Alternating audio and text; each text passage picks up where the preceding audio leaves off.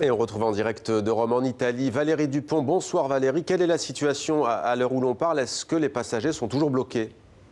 Absolument, ils sont toujours bloqués, 6000 à bord et près de 1000 à quai, parce qu'évidemment personne ne descend et personne ne monte, puisque la situation est encore dans le même état. On n'a toujours pas les résultats, des résultats qui devraient normalement arriver dans les 48 heures, donc on ne sait pas si la situation va se débloquer dans les prochaines heures pour les passagers de ce bateau. Alors cela a provoqué pas mal de tensions depuis ce matin, d'abord parce que le commandant du bateau, en accord avec la capitainerie de port, avait décidé de faire descendre les 1140 passagers qui avaient terminé leur croisière, qui auraient donc pu débarquer à Civitavecchia. Lorsque le maire de la ville a su ça, il est arrivé à bord d'une Fiat 500, comme dit la presse italienne, sur toutes les furies, estimant qu'il ne fallait surtout pas faire descendre les passagers de ce bateau avant d'avoir les résultats des tests qui ont donc été portés dans un hôpital à Rome. Alors cela prouve, même si les tests seront sans doute négatifs, comme le dit l'agence ANSA, cela prouve quand même que cela pourrait provoquer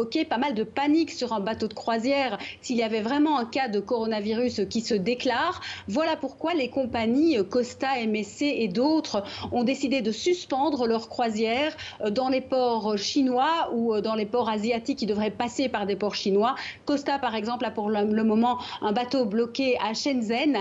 Tous les passagers ont été soumis à des tests médicaux et les passagers venant de Wuhan ont été mis automatiquement en quarantaine. Donc les compagnies de croisière ont décidé de suspendre les croisières en Chine.